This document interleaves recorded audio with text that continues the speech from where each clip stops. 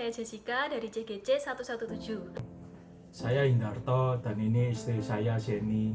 Kami adalah CGL dari CGC 199. Saya Jonathan dan ini istri saya Velia, kami dari CGC 221. Saya Nisa dari CGC 238. Kami dari CGC 114. Saya Willy, istri saya Angelin, kami dari CGC 124. Saya Sunarto. Saya Lydia. Kami dari CGC 255.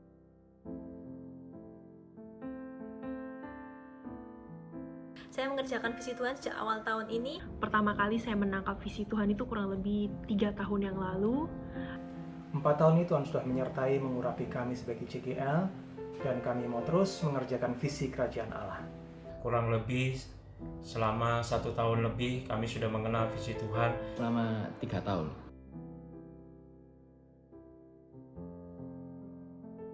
Karena saya menyadari bahwa saya sendiri adalah buah dari pekerjaan orang lain yang bersedia mengerjakan visi Tuhan, yaitu para pemimpin saya.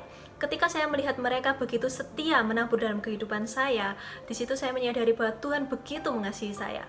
Dan tentunya Tuhan juga mengasihi semua orang dan rindu agar setiap orang diselamatkan. Akhirnya saya terbeban dan saya pun ingin ikut mengerjakan visi Tuhan.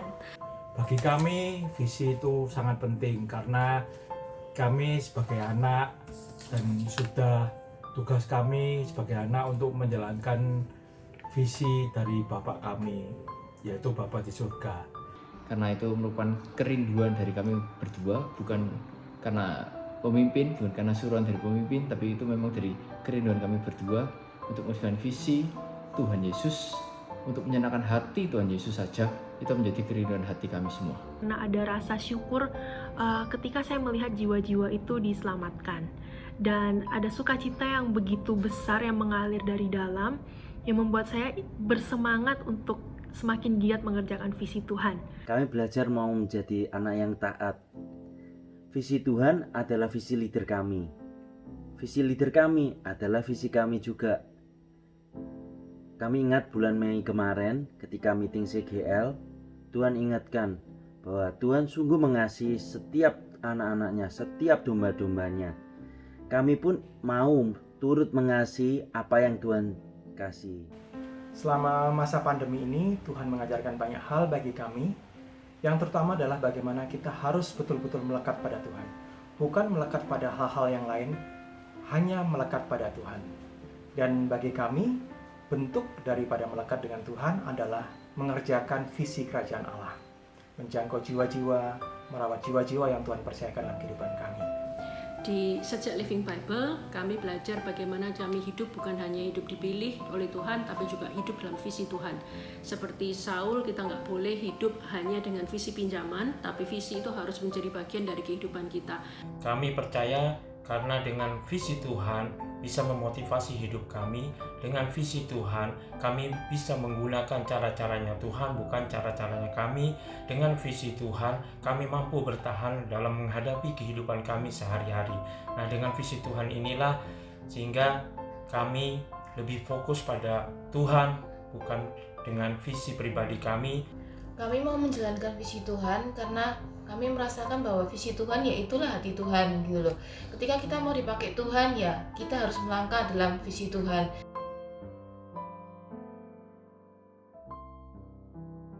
Tuhan ubahkan hati saya yang dulunya begitu self-centered, begitu egois dan hanya fokus pada diri saya sendiri. Sekarang saya menjadi lebih peduli pada orang lain dan saya lebih terbeban untuk orang lain.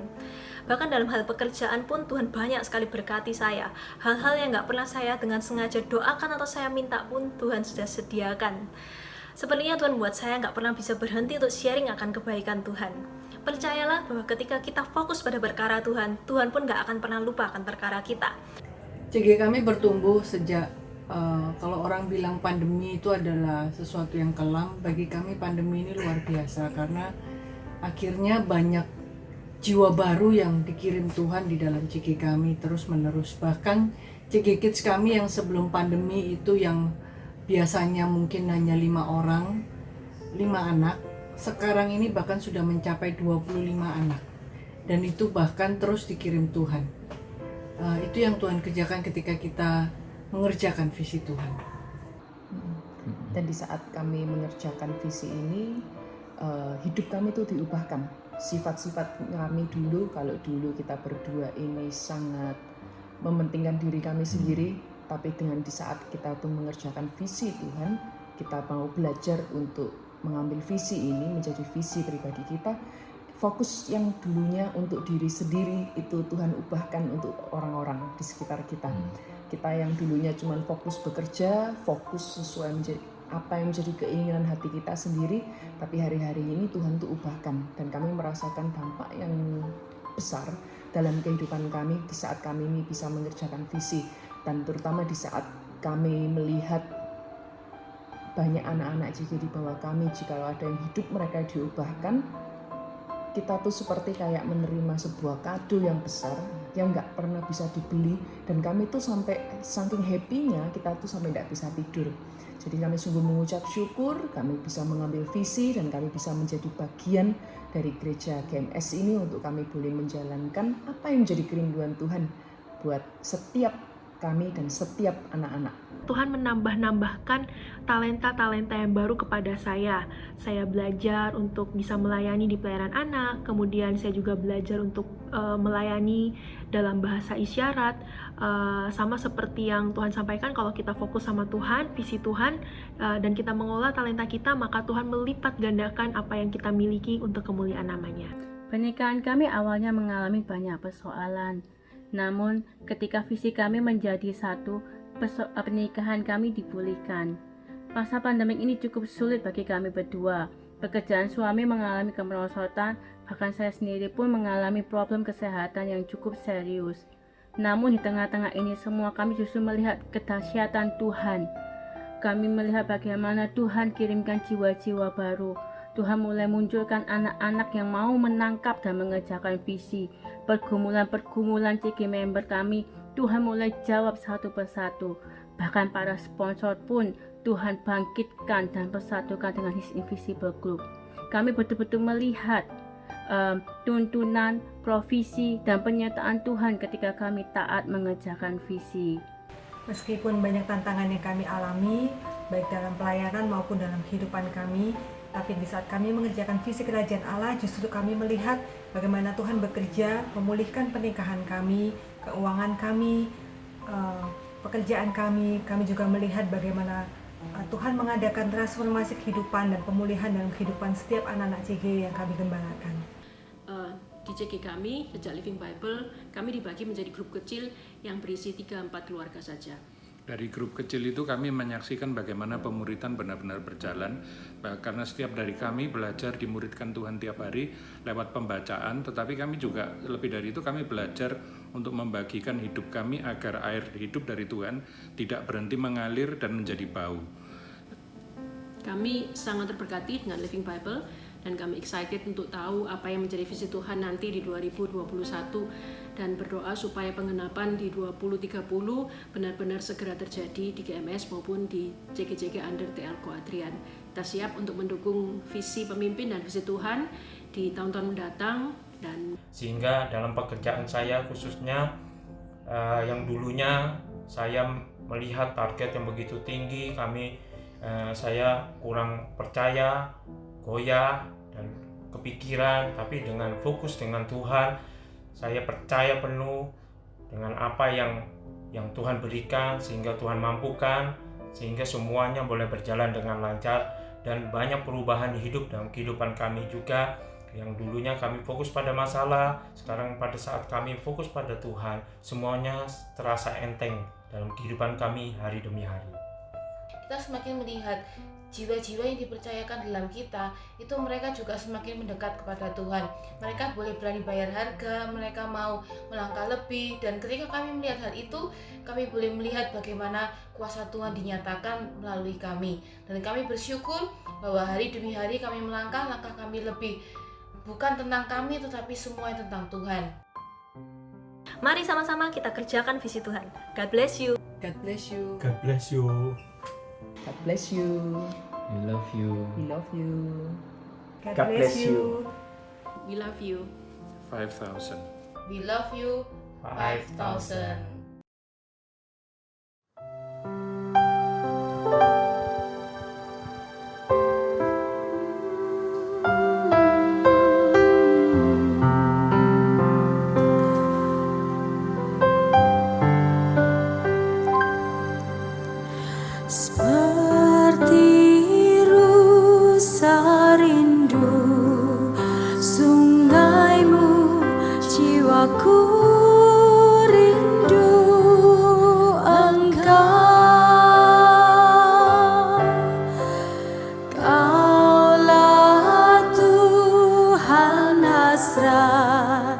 hatiku ku rindu menyembahmu seperti sungai, seperti rusa rindu sungaimu, jiwaku rindu engkau. Kaulah Tuhan hasrat hatiku, ku rindu menyembahmu. Kau kekuatan dan perisaiku, kepadamu rohku berserah.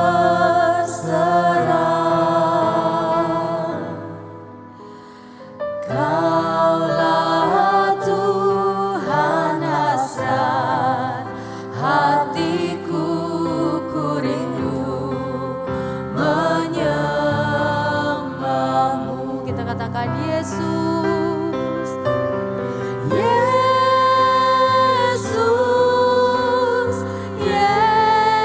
Yesus, Kau berarti bagiku.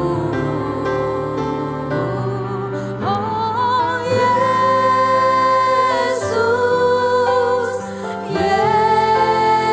Yesus, Kau segalanya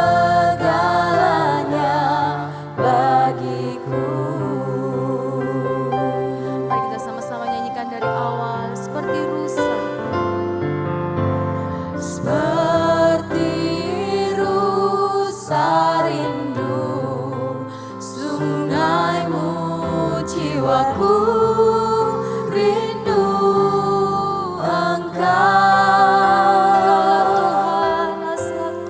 Kaulah Tuhan hasrat hatiku, ku rindu menyembahmu. Engkaulah kekuatan kami, Kaulah kekuatan dan perisaiku, kepadamu rohku berserah. Kaulah Tuhan hasrat hatiku, ku rindu menyembahmu. Kita serukan sama-sama Yesus, Yesus,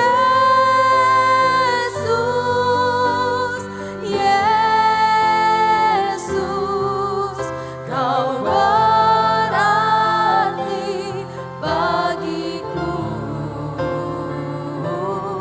Oh Yesus, Yesus, Kau segalanya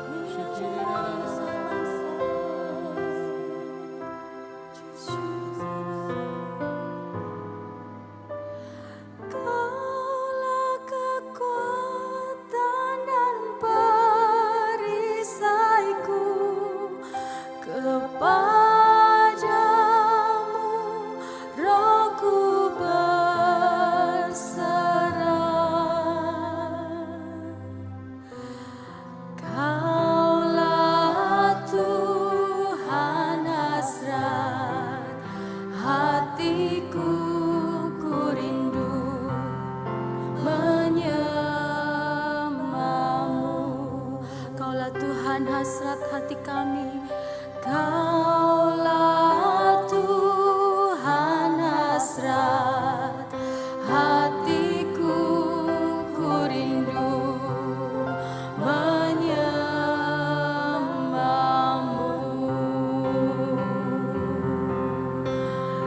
Haleluya, kami rindu Kau Tuhan.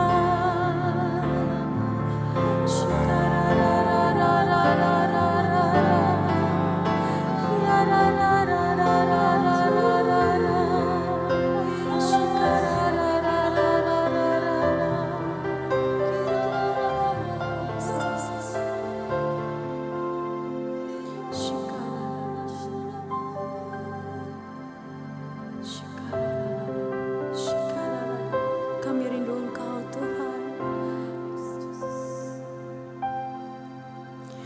我生命中最渴望的一件事，举目你单单寻求你，用我全心全意，用我全力爱你，敬拜你，让你荣耀充满全地。我生命中最渴望的一件事，切慕你，单单寻求你，用我全心全意，用我全力爱你，敬拜你，让你荣耀充满全地，深深爱你，深深爱你，耶稣，深深爱你，耶稣，我爱你，超越生命中一切，深深爱你，耶稣，深深爱你，耶稣，哦，我爱你，耶稣。Kita mau katakan sama-sama satu hal yang kami rindukan Tuhan. Satu hal yang ku rindukan, ya Tuhan, selalu berada di dekatmu Tuhan, selalu berada di dekatmu, dengan segenap hati, dengan segenap jiwa, ku menanti di hadiratmu, lebih dalam lagi, lebih dalam lagi, ku rindu Kau Tuhan, lebih dari segala yang ada, lebih dalam lagi, ku cinta Kau Yesus, ku mengasihimu.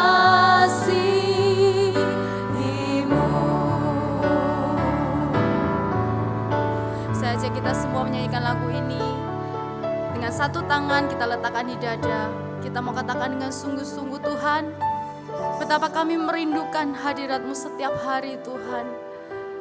Kami mau Tuhan masuk lebih dalam lagi Tuhan. Kami mau Tuhan, kami rindukan Kau Tuhan.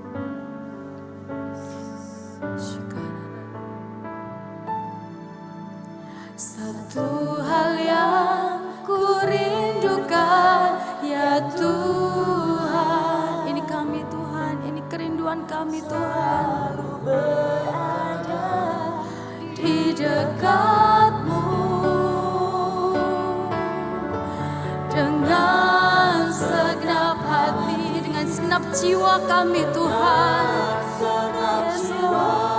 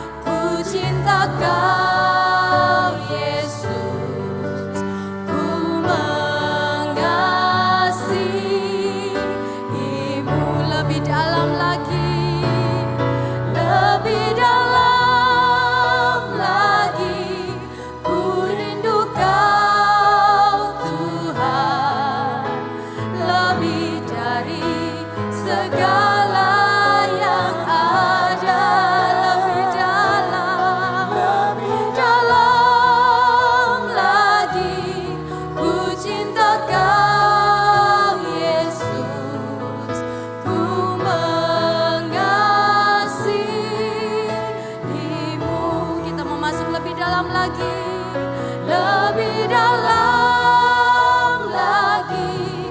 Ku rindu Kau Tuhan, lebih dari segala yang ada.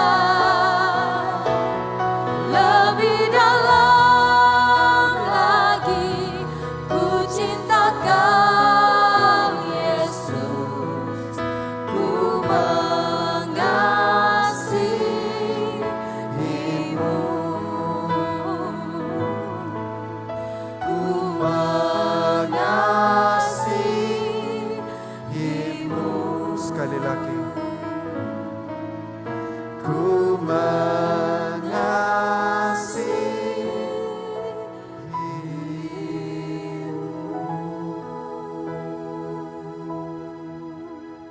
letakkan tanganmu di dada. Biarlah hari ini kami mau mendeklarasikan bahwa kami mau mengasihi hanya Tuhan Yesus saja. Kami rindu Engkau yang selalu menuntun kami dalam setiap masa hidup kami. Segala apapun yang kami lewati, ada Tuhan di dalam hati kami. Semua motivasi kami, tujuan kami, hanya ada Tuhan. Ajari kami hari ini Tuhan. Kami rindu belajar dari Daud, orang yang berkenan kepadamu. Dia gak sempurna tetapi hatinya berkenan di hadirat-Mu. Kami rindu untuk belajar dari Daud. Urapi hamba untuk menyampaikan firman-Mu agar benar-benar menjadi benih yang mengubahkan, bukan hanya pengetahuan di benak manusia tetapi firman Tuhan yang bertumbuh di dalam hati manusia, yang berbuah dalam kehidupan yang makin lama makin seperti Tuhan Yesus Kristus. Biarlah itu yang terjadi Tuhan. Saat ini juga kami serahkan Roh Kudus Engkau yang bekerja. Pakai hamba-Mu. Urapi setiap kami. Dalam nama Yesus. Semua yang percaya katakan, amin. Shalom. Hari ini kita mau berbicara mengenai Daud. Topik yang salah satu karakter yang paling saya sukai.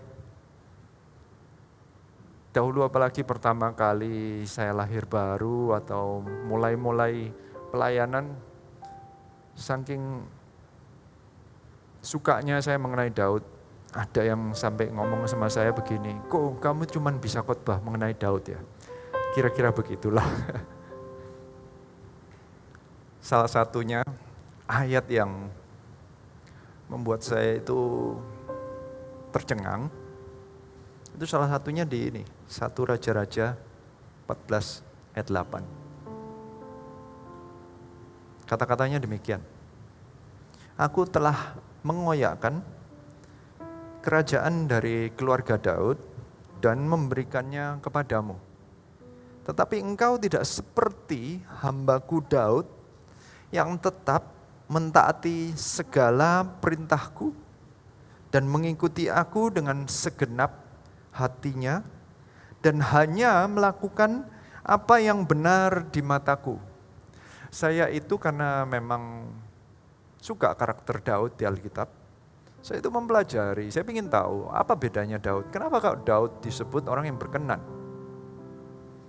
Saya coba cari, jadi kadang kalau ketemu ayat yang sepertinya merangkum kehidupan Daud, seperti ayat ini, sepertinya ini ayat itu kayak menyatukan kehidupan Daud itu sepertinya dipresentasikan kepada generasi berikutnya.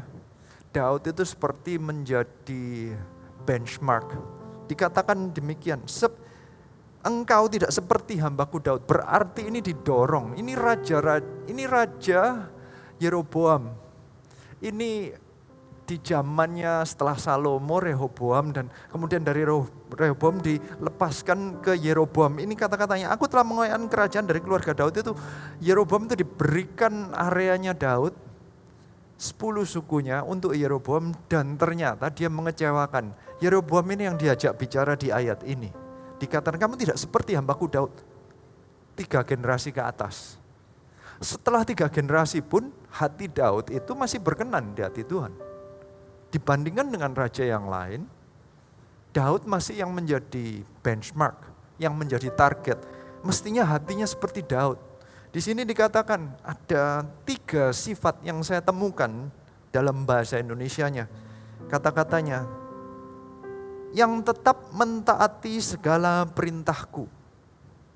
Yang kedua, mengikuti aku dengan segenap hatinya. Yang ketiga, hanya melakukan apa yang benar di mataku. Dalam bahasa Inggrisnya kata-katanya adalah obeyed my commands, followed me with all his heart, and always did whatever I wanted. Kalau diterjemahkan secara santai aja, ketiga-tiganya itu sebenarnya ujung-ujungnya taat. Tetapi dalam bahasa Indonesia cara menjelaskan ketaatan Daud itu cukup unik. Karena ada 3 kata yang spesifik. Kata-katanya adalah segala perintahku, segala. Sedangkan yang di kedua, mengikuti aku dengan segenap. Ada kata-kata segenap. Yang ketiga ada kata-kata hanya. Ada 3 kata sifat yang dijelaskan oleh Alkitab dalam bahasa Indonesia yang cukup jelas. Ini yang menjelaskan arti ketaatan Daud dengan deskripsi segala, segenap, dan hanya. Hari ini saya mau mengajak kita semua untuk belajar. Apa maksudnya? Segala, cara Daud mentaati Tuhan dengan segala, segenap, dan hanya. Saya ajak Anda untuk lihat. Yang pertama adalah mengenai segala. Arti kata segala itu yang saya tangkap adalah Daud itu mau mentaati Tuhan di segala area kehidupannya. Dia itu tidak hanya tanya Tuhan waktu mengenai kerajaannya. Dia tidak hanya tanya Tuhan hanya waktu ibadahnya. Dia tanya Tuhan di setiap area kehidupannya. Segala ini menggambarkan scope atau luasnya Daud membiarkan Tuhan itu bergerak dalam kehidupannya. Daud itu mentaati Tuhan di segala area kehidupannya. Ini beberapa contoh saja yang saya akan ajak Anda baca, beberapa aja. Karena banyak sekali di Alkitab itu. Daud itu dengan jelas dicatat di 1 Samuel, bahkan itu berkali-kali kata-katanya adalah Daud bertanya kepada Tuhan. Salah satunya, ini waktu 1 Samuel 22 ayat 5 dikatakan, ini sebelum Daud jadi raja.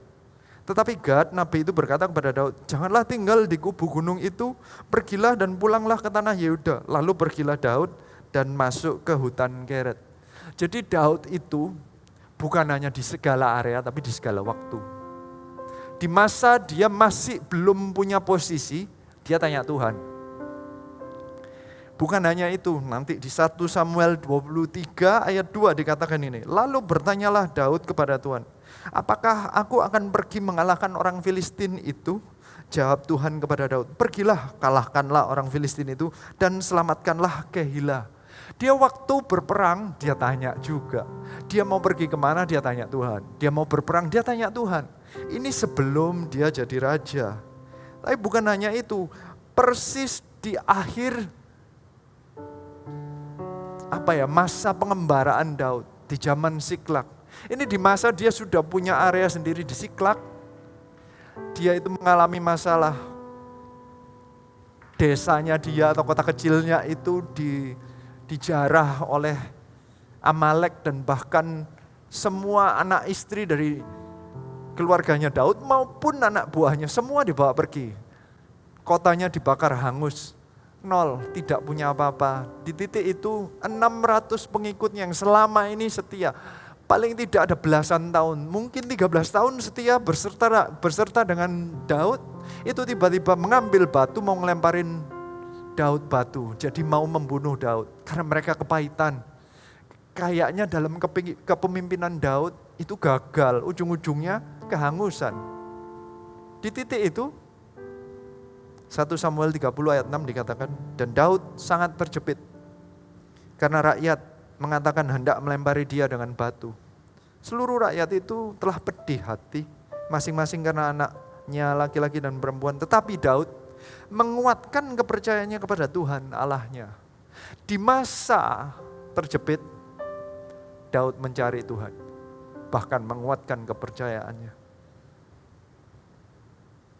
Bukan hanya itu, di waktu terjepit dia mencari Tuhan, tapi di waktu kemenangan dia juga cari Tuhan. Di 2 Samuel 2 ayat 1. Kemudian bertanyalah Daud kepada Tuhan. Ini di saat Daud baru dengar kata-kata Saul, musuh bebuyutannya, karena Saul yang menyerang Daud kan mengejar-ngejar Daud, itu mati. Berarti Daud adalah calon yang paling kuat untuk menjadi raja. Ini masa kemenangan, bukan masa terjepit, ini masa lagi mendapatkan hawa, ada angin di belakang dia. Dia tanya Tuhan. Kemudian bertanyalah Daud kepada Tuhan, katanya, apakah aku harus pergi ke salah satu kota di Yehuda? Firman Tuhan kepadanya, pergilah. Lalu kata Daud, kemana aku harus pergi? Firmannya, ke Hebron. Detail sekali. Di zaman belum punya posisi dia tanya Tuhan. Di zaman dia lagi terjepit dia tanya Tuhan. Di zaman dia mulai naik, mulai berkuasa dia tanya Tuhan. Tapi bukan hanya itu. Setelah dia sudah jadi raja, sudah punya posisi, sudah punya kekuasaan, 2 Samuel 5 ayat 19 dikatakan demikian. Bertanyalah Daud kepada Tuhan, apakah aku harus maju melawan orang Filistin itu? Mirip kayak waktu dulu loh. Belum jadi raja, dia nanya mau perang sama Filistin. Setelah dia jadi raja, dia punya backing 12 suku. Dulu tentaranya 600, dia tanya Tuhan sepertinya ya masuk akal. Tapi ini sekarang dia punya tentaranya 200.000. Dia masih tanya Tuhan. Punya kekuatan, enggak punya kekuatan, enggak punya posisi, punya posisi. Di masa peperangan, masa tidak, masa terjepit, masa menang. Masa sudah jadi raja atau tidak, dia tetap tanya Tuhan di segala waktu, di segala area, di segala kondisi. Bukan hanya itu, dia itu ada satu saat di masa pemerintahannya, Daud itu mengadakan sensus. Tuhan tiba-tiba marah. Sebenarnya nggak masuk akal. Kalau ngitung aja loh, seorang raja kalau ngitung rakyatnya, kenapa kok disebut salah sih? Kenapa kok tiba-tiba masuk ke area dosa? Ternyata itu adalah masalah hati Daud yang selama ini tidak pernah bingung mengenai berapa jumlah rakyatnya, tiba-tiba dia mulai membanggakan. Ini di akhir-akhir kehidupan Daud, di mana rasanya dia mulai mau menikmati sepertinya. Apa yang selama ini sudah saya kerjakan. Sepertinya mulai selama ini kalau angkanya rakyatnya dari tadi rakyat 600 jadi 2 suku, habis itu jadi 12 suku, dia gak pernah ngitung. Karena dia hanya memuliakan nama Tuhan. Tapi di akhir-akhir banget, dia mulai menghitung, tiba-tiba sensus. Ternyata ada dosa. Daud yang punya kuasa, ditegur. Dia gak marah itu. Dia enggak kayak, aku sudah menderita untuk engkau Tuhan, puluhan tahun, masa aku ngitung aja, dimarahin. Enggak, Daud itu sepertinya rileks saja. Saya ajak Anda lihat di 2 Samuel 24 ayat 13. Kemudian datanglah Gad kepada Daud, memberitahuan kepadanya dengan berkata, akan datangkah menimpa engkau 3 tahun kelaparan di negerimu, atau maukah engkau melarikan diri 3 bulan lamanya dari hadapan lawanmu, sedang mereka itu mengejar engkau? Atau akan adakah 3 hari penyakit sampar di negerimu? Maka sekarang pikirkanlah, timbanglah, jawab apa yang harus kusampaikan kepada yang mengutus aku, yangnya huruf besar. Jadi Tuhan tiba-tiba langsung ngasihin hukuman, pilih 3 tahun, 3 bulan atau 3 hari penyakit dari Tuhan. Akhirnya ayat 14 dikatakan, lalu berkatalah Daud kepada Gad, sangat susah hatiku, biarlah kiranya kita jatuh ke dalam tangan Tuhan.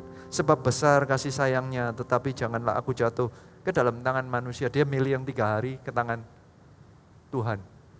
Ini di tengah-tengah masa jayanya Daud, dia itu kalau ditegur di segala area, dia itu nurut, dia tanya, ditegur pun ikut. Bukan hanya itu, dia ditegur juga di area keluarganya. Salah satu kesalahan Daud dan dosa yang paling mencemarkan dan paling terkenal itu dengan Batsheba. Daud juga di kondisi saat itu sebenarnya dia sudah menguasai 12 suku, dia sudah punya power, bahkan beberapa kali disebutkan di Alkitab bahwa dia melakukan pertempuran apapun selalu menang. Kalau orang selalu menang, bahkan orang sekelilingnya aja memberikan upeti, negara-negara lain, bangsa lain, kerajaan lain itu memberikan upeti. Namanya memberikan upeti itu berarti menghormati banget atau takut sekali terhadap Daud. Jangan deket-deket sama saya, lebih baik saya bayarin kamu aja, kamu jangan mendekat ke area saya. Daud itu begitu punya kuasa, begitu menakutkan, dia itu punya kuasa lebih besar dari Israel. Negara sekelilingnya itu dalam pengaruh Daud, bukan diduduki tapi pengaruhnya Daud, mereka memberikan upeti. Orang yang se-powerful itu, orang yang punya kuasa sebesar itu, ditegur oleh seorang nabi, dia mau tunduk. 2 Samuel 12 ayat 7 dikatakan, kemudian berkatalah Nathan kepada Daud, engkaulah orang itu. Coba bayangkan ini seorang raja yang ditakuti oleh raja sekeliling. Seorang nabi yang posisinya di bawahnya raja sebagai rakyat ya. Tetapi Daud itu dikatakan ya, engkaulah orang itu, ditunjuk langsung bahwa dia itu bersalah mengenai Batsheba. Tahu apa kata Daud? Saya lompati langsung di 2 Samuel 12 ayat 13. Lalu berkatalah Daud kepada Nathan, aku sudah berdosa kepada Tuhan. Kalau seseorang yang punya kuasa ditegur anak buahnya, biasanya anak buahnya dimarahin dahulu. Biasanya kalau orang merasa bahwa ini kuasa dari dirinya sendiri. Daud itu adalah seorang yang punya sifat segala. Tidak ada satu area pun, tidak ada waktu sedikit pun yang tidak dia serahkan kepada Tuhan. Segala area kehidupannya dia pertanggungjawabkan kepada Tuhan. Jika Tuhan berkata serahkan ini, dia serahkan. Jika Tuhan berkata bertobatlah di area ini, dia lakukan. Tuhan berkata pergilah ke sana, dia pergi. Ini seseorang yang bisa menyerahkan segala area kehidupannya di segala waktu dalam kehidupannya. Ada orang-orang yang jika mengenai pelayanan tentunya mendengarkan suara Tuhan, tapi waktu di daerah bisnis, ada orang-orang yang berkata, Tuhan engkau belum tentu mengerti kondisiku. Engkau tidak tahu betapa hancurnya kondisiku. Ada area-area tertentu yang disembunyikan. Bahkan ada orang yang di area tersendiri seperti Batsheba itu Daud lakukan sebenarnya di private time-nya dia. Ada hal-hal tertentu yang kita tutup, tidak kita berikan segalanya kepada Tuhan. Ada area yang seperti Batsheba-nya itu yang disimpan di sotoh atas bangunan. Gak ada orang yang boleh lihat. Tuhan pun kayaknya gak boleh lihat.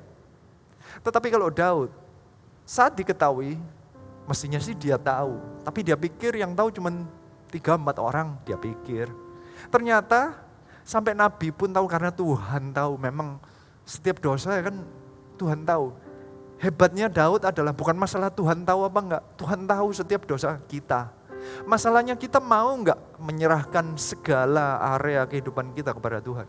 Mau enggak kita itu mentaati dan jika ditegur kita berkata, ya aku memang berdosa di hadapan Tuhan. Daud itu dianggap berkenan di dalam firman Tuhan. Sehingga dia dikatakan di ayatnya dikatakan bahwa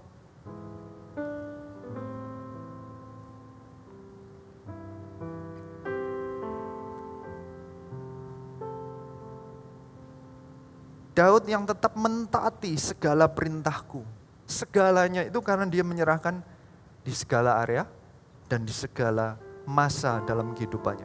Hari ini saya berharap setiap kita juga bisa menyerahkan segala area kehidupan kita ke dalam tangan Tuhan dan taat kepada Tuhan. Ketaatan itu bukan sebagian, ketaatan itu bukan hanya di hari Minggu atau hari Selasa. Ketaatan itu setiap hari dan ketaatan itu bukan cuma di pelayanan tetapi setiap area kita. Dalam pekerjaan, dalam keluarga, tentunya dalam pelayanan. Izinkan Tuhan yang menjadi segalanya bagi hatimu. Ini sifat Daud yang pertama yang membuat dia berkenan. Tapi ada sifat yang kedua, segenap. Apa arti segenap? Apa maksudnya segenap? Bagi saya, kenapa Daud itu disebut bahwa dia adalah seseorang yang mengikuti aku huruf besar dengan segenap hatinya. Apa artinya segenap? Segenap itu bagi saya artinya menunjukkan mengenai motivasi dan semangat. Passionnya, segenap itu menunjukkan berapa persen yang diberikan. Daud itu memberikan 100% selalu, apapun yang dia lakukan untuk Tuhan. Dia adalah seseorang yang gak nanggung-nanggung. Dia kalau mau go-nya all in gitulah. Bahkan bisa disebut dia memberikan mil keduanya. Dia seseorang yang gak nanggung-nanggung kalau ngikutin Tuhan. Ada orang-orang yang kalau melayani Tuhan, Tuhan itu sepertinya diberikan batas. Saya mau melayani jika ada jikanya. Tidak mengganggu waktu saya, jika tidak membuat, ini ada jika-jikanya. Kalau Daud itu segenap. Mengikut Tuhannya itu segenap. Dia benar-benar menunjukkan bahwa dia itu mau memberikan segalanya untuk Tuhan. Dengan segala semangatnya, dengan segala usahanya. Bahkan ada kata-kata yang menangkap kata-kata segenap ini. Saya ajak Anda lihat. Di 1 Tawarik 28 ayat 2. Ini di akhir kehidupan Daud. Di akhir kehidupan Daud sepertinya ada kata-kata yang mulai merangkum. Dan Daud berkata-kata demikian. Lalu berdirilah Raja Daud dan berkata, dengarlah hai saudara-saudaraku dan bangsaku. Aku bermaksud hendak mendirikan rumah perhentian untuk tabut perjanjian Tuhan dan untuk tumpuan kaki Allah kita, dan juga aku telah membuat persediaan untuk mendirikannya. Daud itu raja. Dia ini dengan formal dia berkata kepada bangsanya. Dia dengan formal berdiri dan dia mendeklarasikan. Apa motivasi Daud? Apa maksudnya Daud? Ini rangkuman dari seluruhnya loh ya. Dia itu berkata, aku bermaksud hendak mendirikan rumah perhentian untuk Tuhan. Ini raja. Motivasi Daud itu dengan jelas diutarakan. Motivasinya jelas segenapnya untuk Tuhan, dan dia berkata apapun usahanya itu aku telah membuat persediaan untuk mendirikannya. Motivasinya itu jelas. Dengan segenap dia menjelaskan, dia itu enggak ada tumpuk-tumpuk, motivasinya itu murni untuk Tuhan. Segalanya dan segenapnya, bukan hanya segala area tapi segenap. Usahanya itu jelas, targeted. Bahkan dijelaskan di 1 Tawarik 29 ayat 2. Ini untuk menjelaskan bagaimana apa yang dilakukan dia. Dengan segenap kemampuan. Aku telah mengadakan persediaan untuk rumah Allahku, yakni emas dan untuk barang-barang emas, perak dan seterusnya. Dijelaskan, di-list oleh dia. Apa aja, emas, perak, tembaga, besi, kayu, batu permata, batu tatahan, batu hitam, batu permata, segala macam batu mahal. Segalanya dengan segenap kemampuan. Daud itu kalau melayani Tuhan, dia memberikan segala kemampuannya. Every effort, every resource, everything, dia memberikannya everything. Coba dikontras dengan kalau Saul disuruh bunuh Amalek, dia lakukan kecuali untuk Agag. Kayak ada 1% yang dia simpan. Kayak semuanya aku lakukan, tapi satu ini simpan ya, yang tambun-tambun untuk saya, ini satu Agag untuk saya gitu, kayaknya sepertinya. Ada yang disimpan. Kalau Daud itu segenap. Kalau memberikan kepada Tuhan itu segenap. Dia itu benar-benar orang yang all in. Sepertinya ini ketangkap. Bahkan ditangkap di Markus 12 ayat 30 dikatakan demikian. Ini caranya mengasihi Tuhan, katanya Alkitab. Kasihlah Tuhan Allahmu dengan segenap hatimu, dengan segenap jiwamu dan dengan segenap akal budimu. Segenapnya diulang-ulang. Ternyata Daud itu sudah menangkap apa yang nantinya diajarkan oleh Tuhan Yesus Kristus. Daud itu seseorang yang sepertinya hidup di perjanjian lama tapi hatinya sudah perjanjian baru. Makanya Tuhan Yesus gak pernah malu kalau disebut Yesus adalah anak Daud. Karena hatinya sudah ada segenapnya. Tuhan Yesus mengajarkan kalau mau mengasihi Tuhan segenap. Ini kalau mau segenap apapun, segenap hatimu, segenap jiwamu, segenap akal budimu, segenap kemampuanmu, segenap pikiranmu, segenap semua yang harus segenap. Karena yang penting harus segenapnya. Dan Daud menangkap esensi dari kesegenapannya. Bahkan dia menjelaskan bahwa sifatnya dia itu ditangkap juga mengenai 2 mil. Ada waktunya. Daud itu yang benar-benar menunjukkan dia yang berkata, aku yang mau membangun bait Allah. Di zamannya Daud tidak ada perintah dan belum ada bait Allah. Daud yang membayangkan, Daud itu punya visi untuk begitu dekat dengan Tuhan. Dia membayangin, saya mau bangunin tempat yang indah sehingga Tuhan hadir. Saya mau dekat-dekat dengan Tuhan. Dia yang membayangkan bait Allah. Dia begitu pinginnya dekat dengan Tuhan. Dia itu menunjukkan kesegenapannya di salah satu Mazmur. Mazmur 132. Ayat 2 dikatakan demikian. Bagaimana ia telah bersumpah kepada Allah. Bahkan saking segenapnya. Dia itu mengatakan sumpah kepada Tuhan. Telah bernasar kepada yang maha kuat dari Yakub. Ayat 3 dikatakan, sesungguhnya aku tidak akan masuk ke dalam kemah kediamanku. Ini orang ekstrim kalau ngomong sama Tuhan. Tidak akan berbaring. Dia tidak akan masuk ke dalam kemah kediaman, tidak akan berbaring di rajang pertiduranku. Ayat 4, sesungguhnya aku tidak akan membiarkan mataku tidur atau membiarkan kelopak mataku terlelap. Dia itu menunjukkan bahwa effortnya dia itu 100%. Dia nggak mau istirahat, dia nggak mau bangun rumah sendiri sepertinya. Dia nggak mau nutup mata aja nggak mau. Dia nggak mau tidur sebelum. Ada tujuannya, ayat 5, sampai aku mendapat tempat untuk Tuhan, kediaman untuk yang maha kuat dari Yakub. Berarti sampai seumur hidupnya, karena bait Allah tidak dibangun di zamannya Daud, berarti sampai seumur hidupnya dia gak berhenti. Apa yang membuat engkau gak bisa tidur?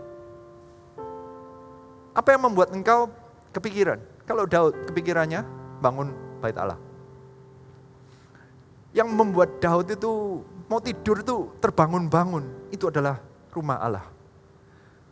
Kalau orang lain mungkin bisnis sendiri. Daud itu orang benar-benar, dia begitu segenapnya adalah, ini istilah saya dalam bahasa Inggris ya.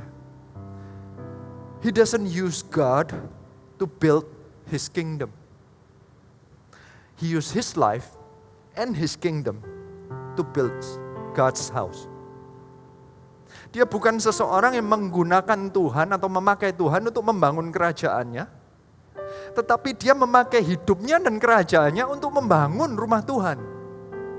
Ini adalah orang yang segenap. Seluruh kerajaannya dia pakai untuk membangun rumah Tuhan. Kebalik, banyak di antara kita datang kepada Tuhan, datang ke gereja, mau memakai Tuhan dan berkat Tuhan untuk membangun kerajaan kita. Daud kebalikannya. Makanya Daud disebut seseorang yang dengan mengikuti aku dengan segenap hatinya.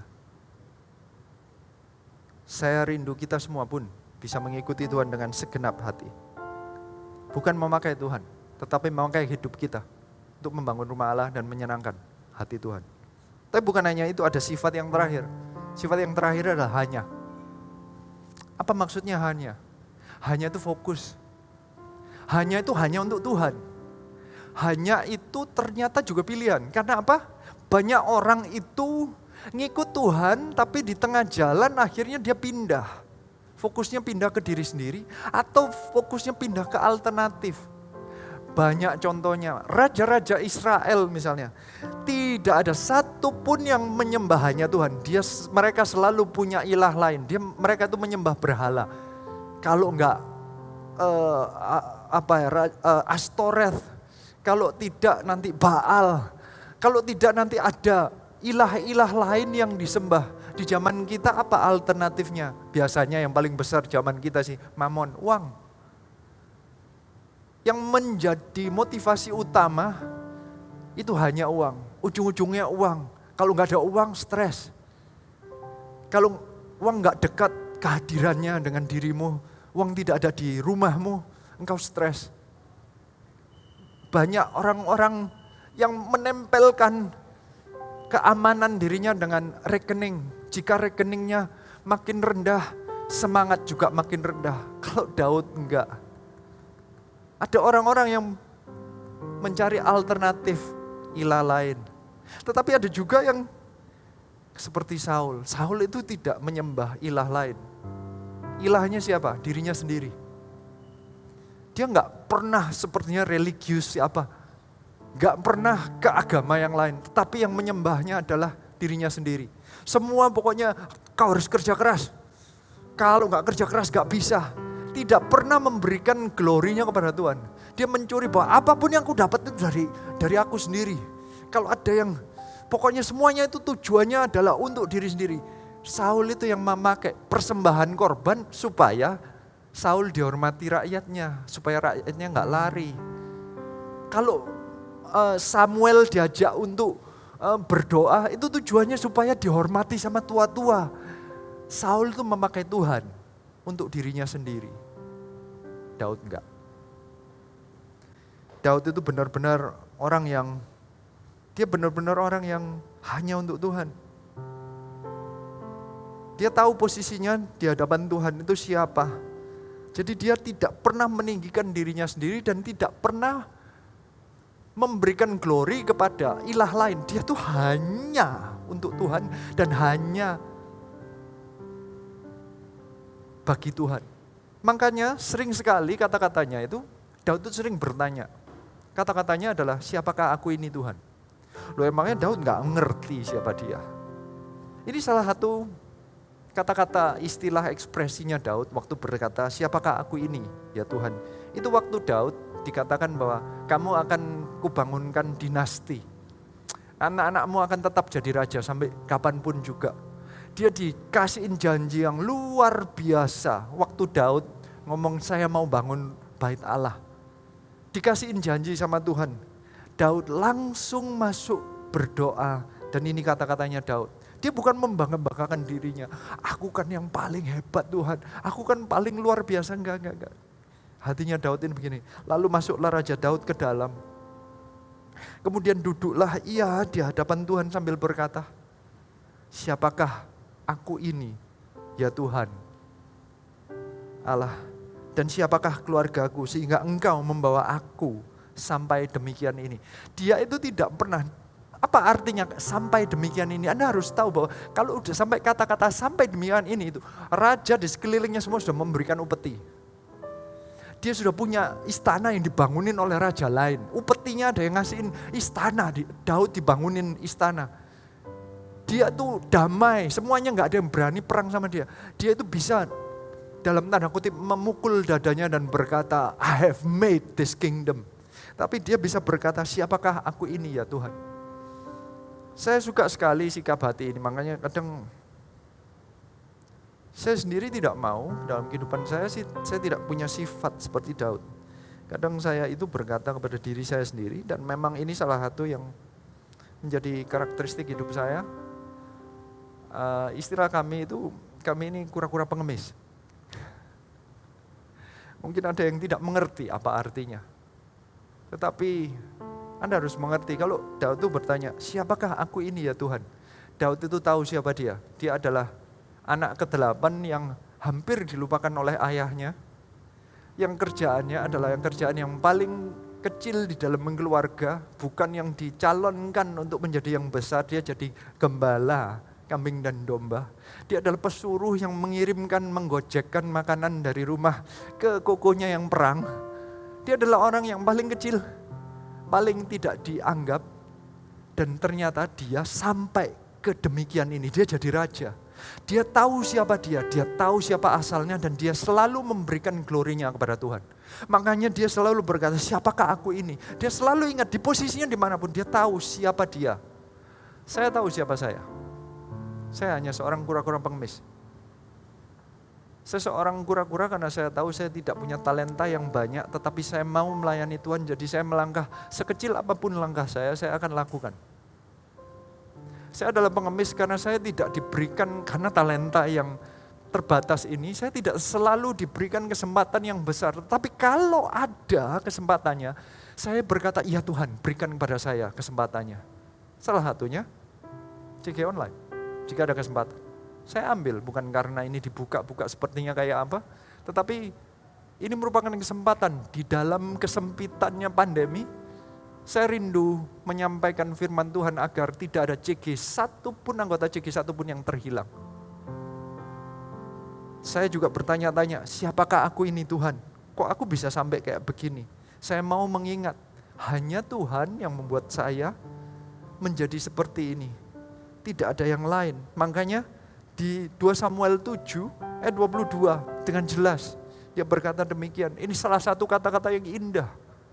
Kata-katanya demikian, sebab itu Engkau besar, ya Tuhan Allah. Sebab tidak ada yang sama seperti Engkau dan tidak ada Allah selain Engkau.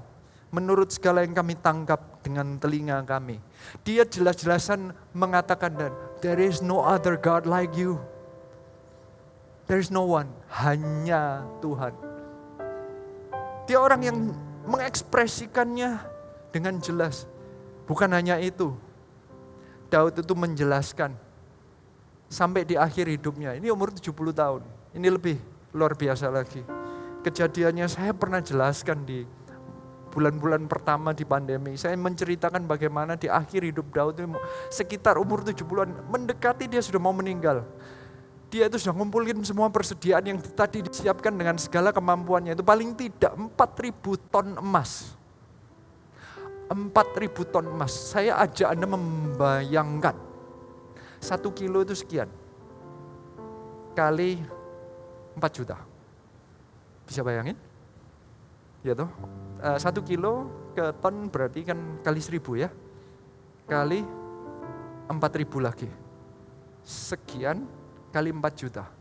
Itu baru emasnya, belum peraknya, belum batu permatanya, belum besinya, belum kayunya. Itu kalau memberikan persembahan itu mungkin beberapa hektar barang dan dia ngomong, Tuhan aku persembahkan kepadamu. Dan dia nanya apa? Siapa aku ini Tuhan? Mungkin enggak? Waktu kita memberikan sesuatu, kita mencapai sesuatu, kita itu sedang memberikan perpuluhan atau persembahan syukur kepada Tuhan, itu datangnya dengan Tuhan persembahanku, ingat aku. Mungkin ada membanggakan sendiri. Saya berharap enggak sih. Daud waktu menyerahkan angkanya sudah enggak bisa dihitung. Mungkin di zaman sekarang kalau 4.000 ton emas enggak tahu harganya berapa. Dia masih bisa berkata di 1 Tawarik 29 ayat 14 dikatakan. Sebab siapakah aku ini? Dan siapakah bangsaku sehingga kami mampu memberikan persembahan sukarela seperti ini? Sebab daripadamu lah segala-galanya dan dari tanganmu sendirilah persembahan yang kami berikan kepadamu. Persembahan pun dia nggak pernah klaim. Persembahan pun itu selalu dia berikan bahwa ini pun dari Tuhan. Dia punya sikap hati yang benar dari awal sejak muda sampai akhir hidupnya.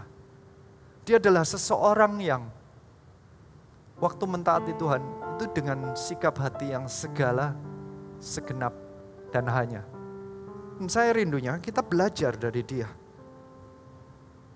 Belajar dari Daud.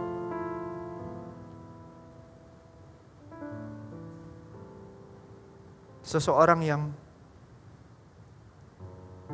tetap mentaati segala perintahku dan mengikuti aku dengan segenap hatinya dan hanya melakukan apa yang benar di mataku. Saya percaya jika kita meniru hatinya Daud, dia bukan orang yang sempurna, tetapi dia punya sikap hati yang segala, segenap dan hanya. Saya percaya hidupnya menjadi berkenan di hadapan Tuhan. Kita pun enggak sempurna, tetapi jika kita meniru sedikit-sedikit sifatnya segala, segenap dan hanyanya Daud, saya percaya hidup kita juga akan berkenan di hadapan Tuhan. Tuhan Yesus memberkati. Kita sebentar lagi akan berbicara masih mengenai Daud, beserta dengan keempat host yang ada di hadapan saya percaya nanti kita akan belajar lebih banyak lagi mengenai hati Daud. Mari kita diskusikan, ada beberapa pertanyaan yang menarik ini. Ya Shalom Go. Ya, ada beberapa pertanyaan yang ada. Tadi kan Koko sempat bahas, maksudnya menarik banget ya Ko ya, dan luar biasa banget nih hatinya seorang Daud ini ya. Dan tadi kan Koko sempat mention juga kan yang mengenai ternyata Daud ini ya juga punya kesalahan, seperti dia dengan Bathsheba, lalu dia melakukan sensus. Nah, Denny sendiri juga baca dan memang juga menemukan sebelum-sebelumnya ternyata juga Daud juga sempat melakukan kesalahan. Salah satunya seperti saat Daud itu berada di dalam keadaan terjepit saat dia dikejar oleh Saul, dia tuh sempat melakukan kebohongan. Seperti waktu dia berhadapan dengan Raja Akis, dia menjadi pura-pura gila. Lalu setelah itu dia pergi ke Nob, ke salah satu imam, Ahimelek. Ahimelek itu pun juga dia kan bilang kepada Ahimelek bahwa dia melakukan misi rahasia. Padahal kan itu kan dia di dalam pengejarannya Saul, dan dia akhirnya makan persembahan yang seharusnya untuk imam waktu itu. Nah itu yang jadi pertanyaan ini adalah kenapa ya Goya, Daud ini kan melakukan begitu banyak kesalahan ya di dalam kehidupannya, tapi kenapa ya kira-kira kok Tuhan itu kok masih mau ya menyertai kehidupan Daud itu ya Goya? Itu salah satu yang membuat saya tercengang juga sih sebenarnya. Makanya kalau membaca Daud tanpa membaca Saul kayaknya nggak bisa mengerti nanti akhirnya sepertinya kok Tuhan seenaknya aja, peraturan salah pun kok dibiarin. Tapi harus dikontraskan dengan Saul. Saul beda beberapa menit aja ya. Samuelnya belum datang dia pegang pisaunya atau dia potong sendiri. Dalam tanda kutip belum cuma potong kan gitu loh ya. Kenapa kok salah? Daud malah makan makanan yang mestinya untuk imam tapi dia makan. Tapi kok enggak apa-apa. Saya tidak mau terlalu berargumen atau berdebat mengenai masalah peraturannya. Tapi saya cuma mau menjelaskan bahwa dari dua karakter ini, Saul versus Daud, itu sepertinya Saul itu hidup dalam perjanjian lama, sedangkan Daud itu hidup dalam perjanjian baru. Saul itu hidupnya berdasarkan peraturan-peraturan, karena Tuhan tidak dianggap hidup oleh dia, tapi sepertinya agamawi banget hubungannya Saul dengan Tuhan itu. Semuanya by peraturan. Sedangkan kalau Daud itu selalu menganggap Tuhan itu hidup. Dia itu selalu menerima kasih karunia. Hidup dia itu by grace, by kasih karunia. Sehingga apapun kalau salah, kalau hubungannya seseorang dengan Tuhan itu by peraturan. Kalau Saul salah peraturan, karena dia berdasarkan hubungannya berdasarkan peraturan, ya dia salah. Sepertinya begitu. Karena dia kayaknya main peraturan. Kalau aku melakukan gini, aku harus dapat berkat. Jadi dia sendiri kalau salah ya Tuhan bilang ya kamu salah kan gitu. Kan peraturannya nggak boleh. Kurang 5 menit kamu sudah jalanin sendiri ya salah. Kayak selalu peraturan. Saul itu orang yang selalu dasarnya dari peraturan. Sedangkan kalau Daud itu selalu berdasarkan belas kasihan. Dia apa yang menjadi motivasi itu yang menjadi hubungan Daud dengan Tuhan begitu, dan hubungan Daud dengan anak buahnya pun juga seperti itu. Makanya Daud bisa menerima 400 orang yang terbuang, orang-orang yang dahulunya di Gua Adulam, yang dahulunya adalah orang-orang yang mungkin berhutang atau apa, dia bisa menerima Abner untuk menjadi jenderal bagi dia. Amasa pun dia terima, tapi yang bunuh Joab gitu. Kayak Daud ini seseorang yang bisa mengampuni orang lain, dia sendiri mendapatkan pengampunan. Saul orang yang begitu kaku. Yonatan itu salah makan madu di saat Saul yang ngasih perintah jangan ada yang makan, itu aja Yonatan mau dibunuh. Sepertinya terjadilah sesuai imanmu gitulah. Saul itu kaku, nggak bisa ngampuni orang lain. Tuhan juga memperlakukan itu, kan ada ayatnya. Kalau engkau nggak bisa mengampuni orang lain, gimana caranya kamu dapat pengampunan dari Tuhan juga? Saul tipe orang kayak begitu, perjanjian lama, peraturan, dan tidak bisa mengampuni orang. Daud itu orang yang penuh pengampunan, by grace. Dia tahu dia sendiri siapa aku ini, aku bisa terima ini. Dia bisa mengangkat orang-orang yang juga tidak punya kesempatan, dia angkat. Jadi hidupnya selalu by grace. Salah nggak? Ya, dia dia nggak sempurna, enggak. Tetapi dia semudah itu dia untuk bertobat. Tadi saya sebutkan ditegur oleh Nabi Nathan, dia berkata aku berdosa. Ditegur oleh Nabi Gad, dia nurut, dia mau. Sepertinya dia benar-benar orang yang so simple untuk berubah dan bertobat. Dari sanalah muncul kata-kata kayak sepertinya kalau Daud salah-salah sedikit itu Tuhan sepertinya ya aku ampunilah. Saya sih bisa membayangkan ya, kalau pemimpin satu perusahaan ini kan apalagi dia raja ya, pas tentunya dia punya kuasa dan dia tidak dengan mudahnya untuk bisa ditegur. Tapi kami berdua juga belajar banyak dari Daud ini.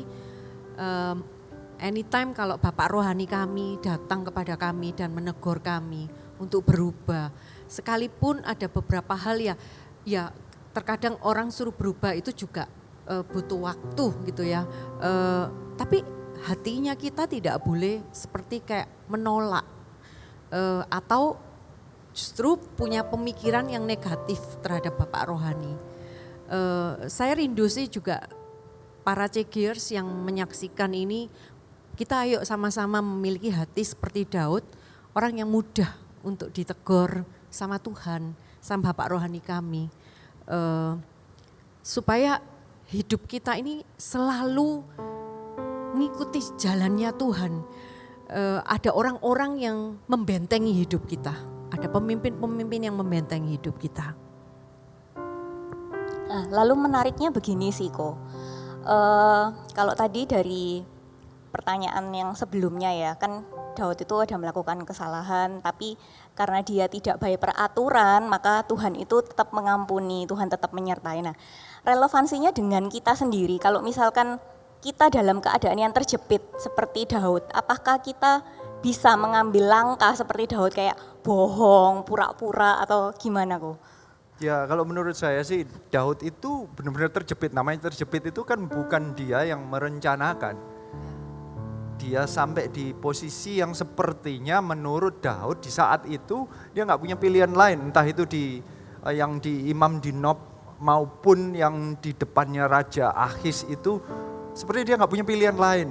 Menurut dia alternatif yang lain itu jauh lebih parah, makanya dia tidak dengan sengaja merencanakan. Jadi kalau menurut saya jangan seenaknya seperti nggak apa-apa Tuhan kan maha pengampun gitu ya. Itu namanya cheap grace menurut saya.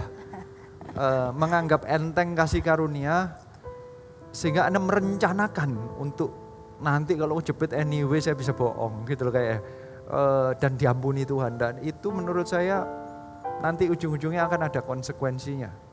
Apapun yang dilakukan Daud yang waktu itu bukan karena dia rencanakan, aku sengaja mau makan di sana. Tidak. Dia karena dia lewat, dia lapar, makanya bahkan Tuhan Yesus pun sepertinya kayak mendukung bahwa itu enggak kayak salah-salah banget ya dalam tanda kutip.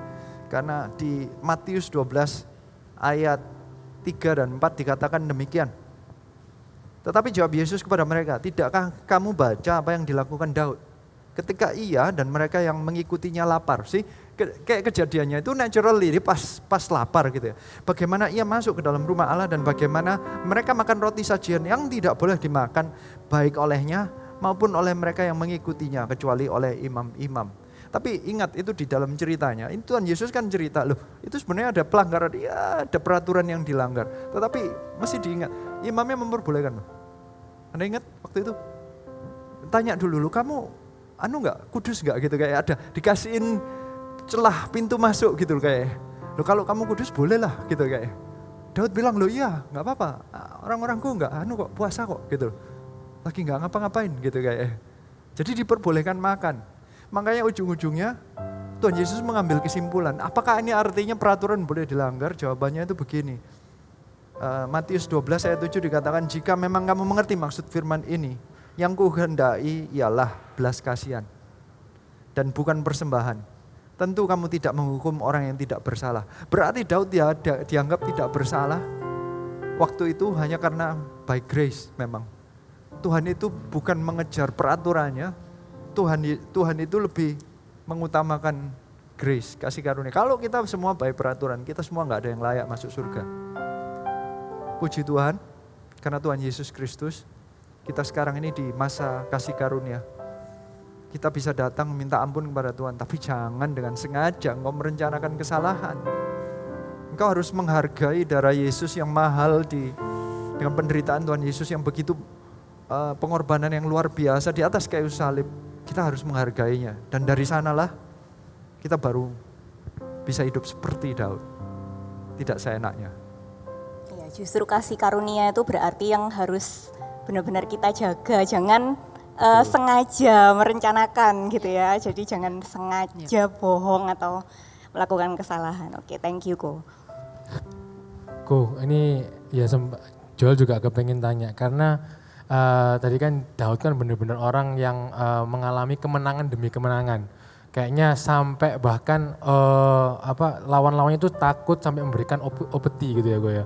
Sampai memberikan persembahan ke dia. Tapi kenapa kok di akhir hidupnya ketika dia sudah mulai punya anak-anak itu ya, itu kita kok waktu Joel baca kok banyak pemberontakan yang dialami Daud.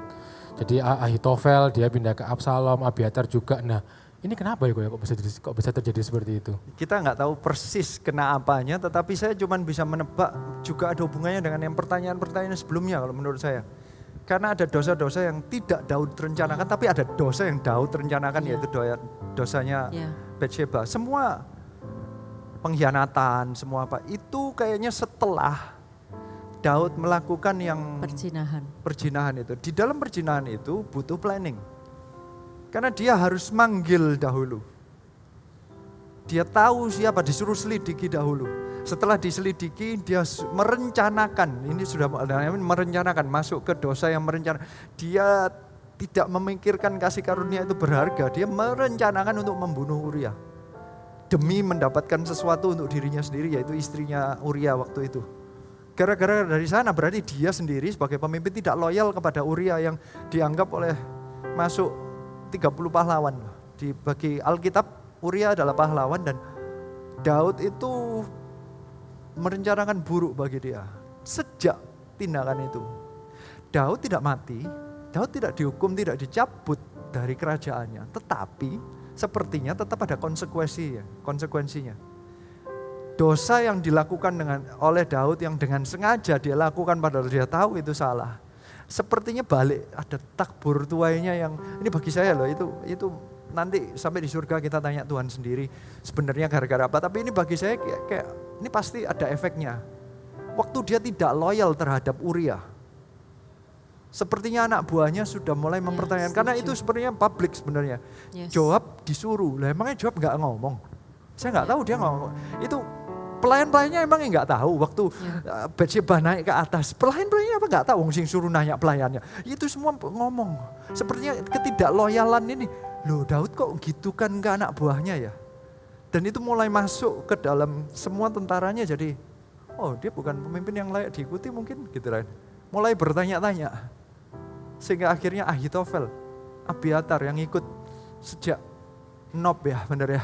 Itu Ahitofel, ternyata Ahitofel itu kakeknya Batsheba. Jadi ada efeknya, semua ada efeknya. Dosa tidak pernah tidak pernah free. Kelihatannya nikmat nyaman sementara, tetapi ujung-ujungnya yang dituai Daud, by grace dia masih nggak dicopot dari kerajaannya, dia by grace, by kasih karunia dia masih nggak mati, nggak sakit, nggak apa, tapi yang efek keluarganya, anak buahnya, keluarganya, anaknya meninggal yang dengan Batsheba langsung meninggal. So efeknya panjang. Jangan main-main dengan dosa. Nah, tadi itu kan yang berdosa sebenarnya kan cuman Daud ya kok, maksudnya yang merencanakan kejahatan kan Daud. Tapi kok kenapa tadi itu efeknya sampai anaknya, terus istrinya juga yang Batsheba kehilangan anaknya, lalu yang ditinggal 10 gundik itu juga merasakan efeknya, padahal yang salah kan cuma Daud kok. Kenapa kok sampai ke sana-sana gitu kok? 10 gundiknya itu Waktu Absalom. Absalom, yang ya. masalah Ya. Absalom yang betul. ingin menguasai. Ya sepertinya kok gara-gara kesalahan seseorang ada yang kena. Ya saya nggak bisa melihat dari sisi itu biarkan izinkan Tuhan aja yang ambil keputusan. Tapi kita ngelihat dari sisi Daud. Kalau kita belajar dari Daud, karena ya memang ini salah satu ini topiknya ada apa dengan Daud, bukan ada apa dengan Batsheba. Ya kan? Kalau posisi Daud, dia harus mengerti bahwa dia diangkat oleh Tuhan, dia diberikan kekuasaan untuk memerintah menjadi gembala. Berarti dia punya hak-hak untuk memerintah. Dia punya tentara, dia punya kuasa. Dan kalau seorang pemimpin itu melakukan dosa, ternyata dosanya tidak hanya dia yang menerima konsekuensi, tapi orang-orang yang ada di bawahnya juga bisa menerima efek-efek sampingnya. Saya percaya sih Tuhan bisa melindungi sendiri-sendiri, tapi sekarang bukan topiknya untuk bicarain istrinya atau apanya. Ini cuman ngomongin, saya percaya ini cerita dari sisi Daudnya dahulu. Seorang pemimpin, seorang bapak, seorang suami, seorang raja, seorang pemimpin, jika engkau melakukan dosa, efeknya bukan hanya Anda yang kena, bisa yang lainnya. Ini salah satunya tadi, tema yang sama, jangan main-main dengan dosa, karena bukan hanya Anda saja yang dirugikan, tapi banyak orang yang kena. Orang yang direct ataupun orang yang indirect yang di sekeliling Anda, pengaruhnya banyak. Anda punya hak, Anda punya tanggung jawab. Saat Anda melepaskan tanggung jawab, ya itu ada efek sampingnya. So sekali lagi, apalagi pemimpin, jangan main-main dengan dosa. Apakah ada pesan untuk para Cegers, Adrian? Kami sih baru memperingati our anniversary. Saya rindu keluarga demi keluarga, para Cegers untuk terus tetap kesetiaan dijaga dalam keluarga. Kekudusan dalam keluarga juga dijaga. Itu yang kami rindukan, supaya penyertaan Tuhan itu tetap menyertai hidupmu dan keluargamu, serta apapun yang kau kerjakan dan lakukan.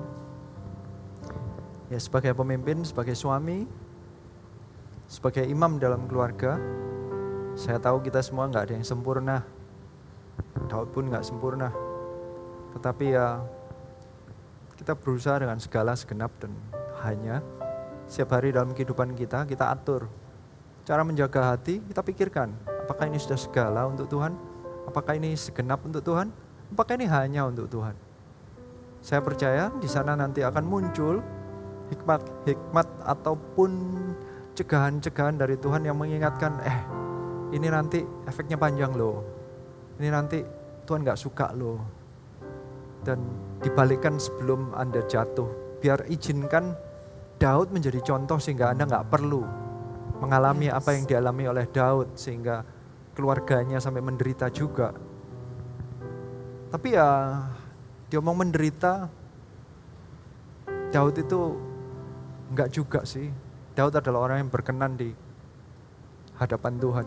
Dia hidupnya bukan hidup orang yang sepertinya menderita banget, hancur-hancuran gitu ya enggak. Padahal ya ada kehancurannya, ada kesalahannya, ada kegagalannya. Tapi dia adalah seseorang yang luar biasa, yang selalu dekat kepada Tuhan. Ayo kita sama kayak Daud aja.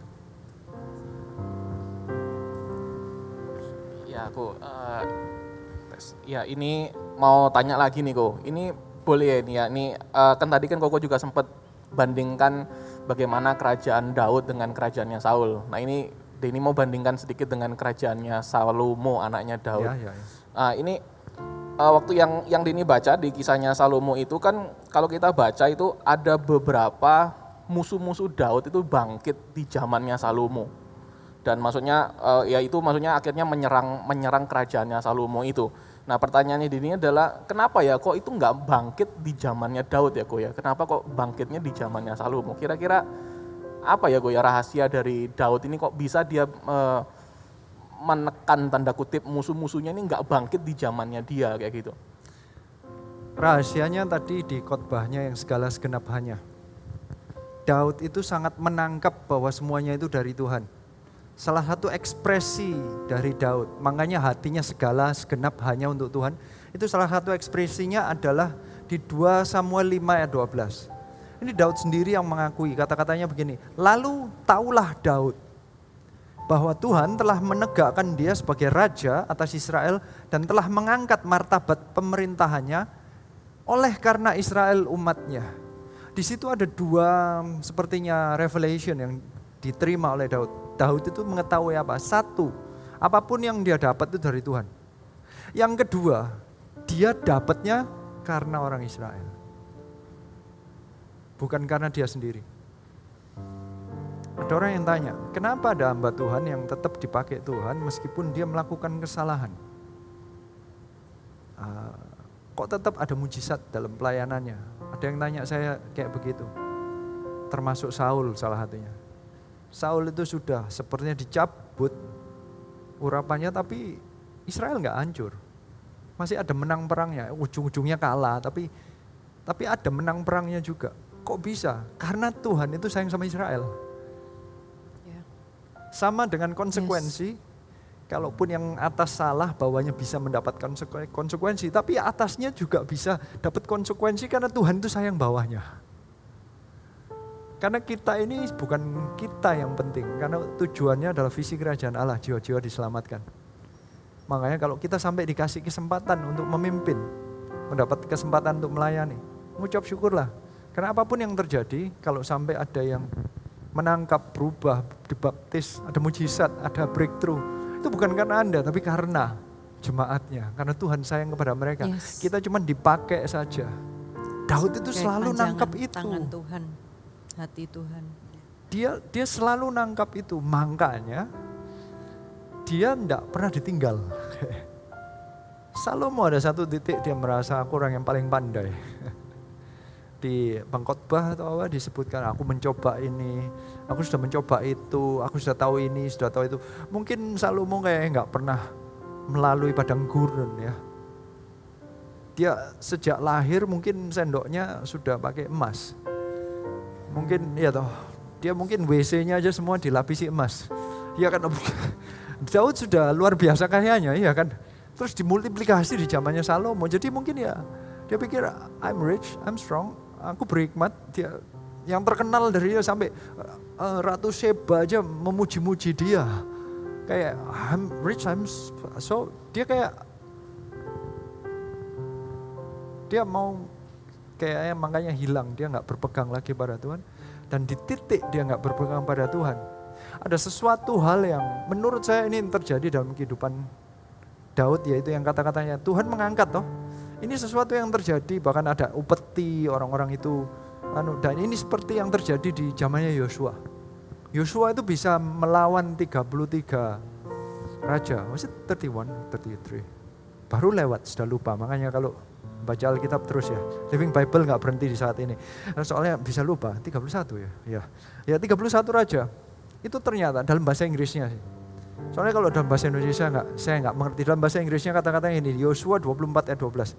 And I sent terror ahead of you to drive out the two kings of the Amorites. It was not your swords or bows that brought you victory. Dalam bahasa Indonesianya kata-katanya demikian, mungkin ini kelewatan. Kemudian aku melepaskan tabuhan mendahului kamu. Apa tabuhan itu ya? Dan binatang-binatang ini menghalau mereka dari depanmu. Seperti kedua raja Amor itu, sesungguhnya bukan karena pedangmu dan bukan oleh panahmu. Daud itu menang sama kayak Yosua menang. Bukan karena kekuatan Daud sendiri, bukan karena kekuatan Yosua sendiri. Tetapi ada terror going ahead of you. Ada sesuatu yang Tuhan lakukan ke orang sekelilingnya Daud maupun Yosua, yang membuat mereka memberikan upeti, membuat mereka gak berani nyerang. Kalau ada apa-apa mereka tuh sudah takut. Daud datang, itu bahkan waktu perang lawan Absalom aja. Itu ada yang ngomong, sudah kalau tentaranya Daud itu beringas itu, sudah jangan disentuh dulu, nanti aja, nanti kita kumpulin orang banyak dulu baru serang. Sudah ada ketakutan di musuh itu kalau menghadapi Daud. Begitu Daudnya enggak ada, ketakutan kepada Salomo enggak muncul. Semua yang pernah dikalahkan Daud mikir, anaknya enggak seperti itu. Tidak ada tabuhan yang ada di depannya Salomo. Karena Salomo sudah meninggalkan Tuhan di saat itu. Ya mereka mulai mencoba-coba lah. Upeti aku stop, coba gimana. Mulai berontak, demo sedikit, teksmu kemahalan gitu ya misalnya. Gimana, jawabannya Daud gak ada bingung mengenai teks, mereka bayar dengan sukarela sepertinya.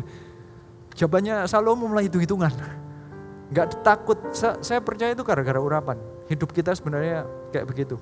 Saya rindunya kita semua belajar, saat kita segala segenap hanya, tiba-tiba ada urapan, apapun yang terjadi, bisnis kita menang deal, menang dapat project, itu bukan karena kehebatan kita, kepandaian kita. Of course kalau Anda punya skill, kembangkan sebaik mungkin, tapi ujung-ujungnya keberhasilan dari siapa? Dari Tuhan. Biarlah itu yang menjadi utamanya Daud, dan Salomo kayaknya gak nangkep, makanya di zaman Salomo sepertinya Tuhan mau mendatangkan bukan jelek ya tapi kayak padang gurunnya seperti yang Daud alami dengan tujuan supaya Salomo berbalik. Puji Tuhan loh, sebenarnya berbalik. Di pengkhotbah terakhir Salomo berbalik. Jadi ada titiknya di masa itu, enggak setiap kejelekan atau serangan atau musuh itu jelek untuk hati kita. Kadang itu untuk mengingatkan kita, oh saya enggak bisa bergantung pada kekuatan saya sendiri, ini saatnya untuk saya kembali kepada Tuhan. Dan puji Tuhan kalau di Salomo balik. Hancurnya di anaknya Salomo, sayangnya. Berarti kalau boleh Denny simpulkan, berarti penyertaan Tuhan tuh erat sekali kaitannya dengan bagaimana kita tuh menjaga hati kita ya Goya. Salomo ini ternyata kalau kita baca kan sebenarnya Salomo ini sejak pertama dia memerintah, waktu dia itu masih memegang visi papanya kayak gitu untuk melanjutkan bait suci itu kan kayaknya musuhnya pun tidak ada di zaman itu. Setelah selesai semua itu, lalu dia sepertinya seolah-olah seperti kehilangan arah, lalu mulai akhirnya musuh-musuhnya dia akhirnya kawin dengan 1.000 orang, 1.000 wanita di zaman itu kan. Jadi setelah itu kan baru setelah itu musuhnya baru kelihatannya boleh muncul. Satu wedding aja sulit dia ngatur. Saking berhikmatnya dia ngatur 1.000 wedding dalam seumur hidupnya. Man. Iya ya, berarti ini benar-benar erat banget ya kaitannya ya. Makanya Koko sama Ko Adrian sama Celeli ini nggak bosen-bosen yang ngingetin ke kita bahwa di CG itu bagaimana pentingnya kita itu tetap terarah kepada visi Tuhan. Ya, Anda bayangin, Salomo versus Daud. Daud itu dengan segala kemampuan tujuannya untuk bangun rumah Allah. Kalau Salomo mau bangun rumah Allah gimana kalau ada 1.000 istri yang selalu minta-minta? Ngerti gak maksudnya? Gak sempat pelayanan kayaknya. Nanti alasannya, sorry Tuhan aku belum bisa doa. Ini istri yang ke 837 sedang ngundang saya ke sana harus pesta, sedangkan istri yang ke 253 minta diantarkan kemana, kan repot ya toh. Saya jadi teringat anak kita Jerry waktu itu, jadi waktu dia masih usia berapa, 9 kalau nggak salah ya, masih usia 9 tahun. Masih kita baca Salomo waktu itu. Dia baca Salomo, ceritanya Salomo, terus dia tanya, anak-anak kecil itu kan benar-benar polos hatinya, ya apa adanya yang dia pikirkan ya dia tanya sama dedinya. Dedi, kenapa Salomo itu katanya orang yang berhikmat? Dia kan mintanya hikmat, orang yang berhikmat, berarti orang berhikmat itu kan pinter sekali. Nah ini Salomo ini kok bisa punya 1.000, dia awalnya itu 700. Dia ngomongnya awalnya 700, terus dia bilang dia nggak ngerti gundik itu nggak ngerti, dia tanya. Jadi totalnya kita jelaskan kan gundik itu apa. Gundik itu guling saya ngomongin. Enggak, salah. Jadi 700 plus 300 dia langsung merespon. Dedi punya mami satu saja nggak habis-habis. Maunya banyak mami. Nah, dia bisa, anak kecil loh umur 9 tahun bisa membayangkan, masa seperti ini orang berhikmat. Ya kalian bayangin sendiri lah ya kan, anak saya bisa bayangin, tapi Anda ngerti kenapa kok Salomo melenceng. Ya kalau Anda ngatur kayak begitu, anaknya berapa banyak coba. Hanya untuk mengangkat Rehoboam itu dia harus perang dengan berapa ratus anak yang lain. Satu istri dibangunin istana, which itu istri pertama yang dibangunin istana, pasti istri-istri yang lain nanya, kalau dia dibangunin istana, kamu sayang seberapa sama saya, nggak dibangunin istana juga ya. Makanya ada satu bukit di Yerusalem itu yang namanya Bukit Corruption namanya. Itu istri dulu rumahnya. Di zaman itu istri rumah-rumahnya istrinya. Satu bukit. Jadi kalau Daud ngumpulin material untuk bangun rumah Tuhan, dia bingung bangunin perumahan untuk istri-istrinya. Ya, sangat disayangkan sekali. Orang tuanya sudah mempersiapkan demikian kerja kerasnya, berperangnya untuk supaya visi itu bisa dijalankan oleh anaknya. Tapi ketika anaknya ini melanjutkan dan berhenti untuk tidak mengerjakan visinya Tuhan, dia hanya membangun untuk kerajaannya dia dan kehidupan membuat kehidupannya berfoya-foya, maka dia kehidupannya hancur. Visi yang tadinya sudah diberikan yang begitu indah dihancurkan oleh keturunan keduanya.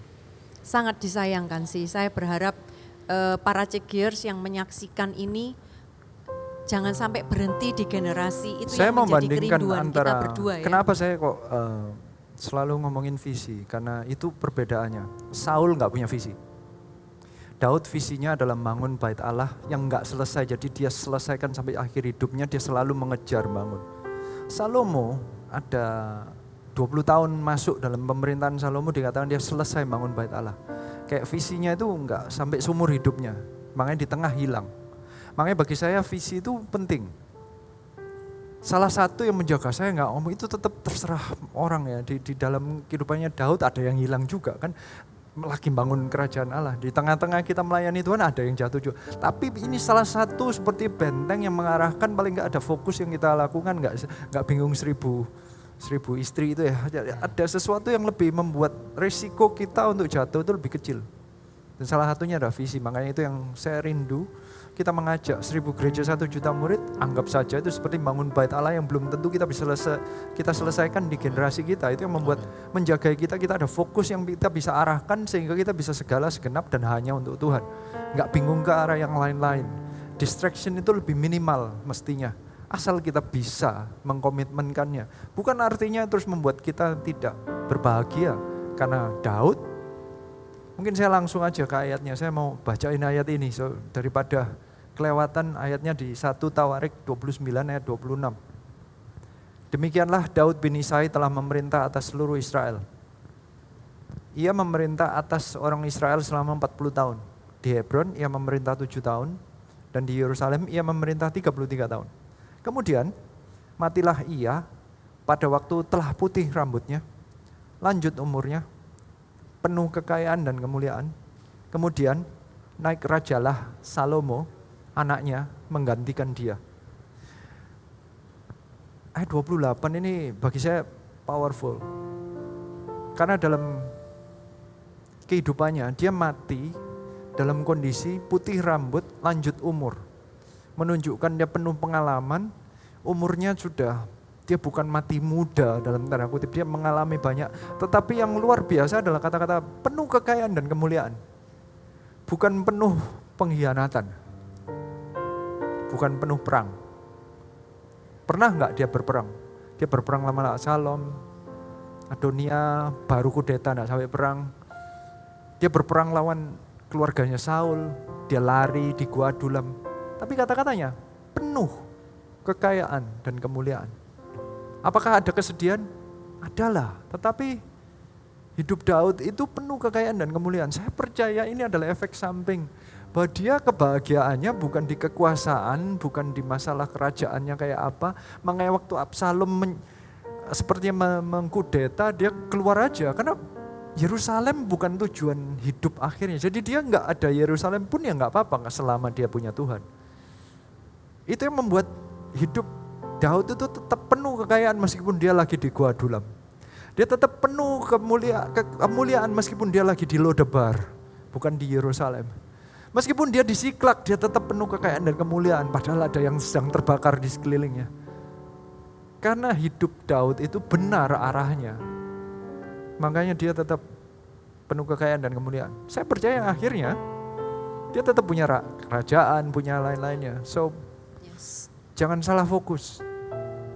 Kayak Daud aja.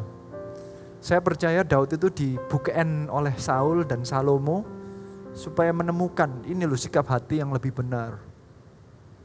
Apakah sempurna? Sekali lagi tidak.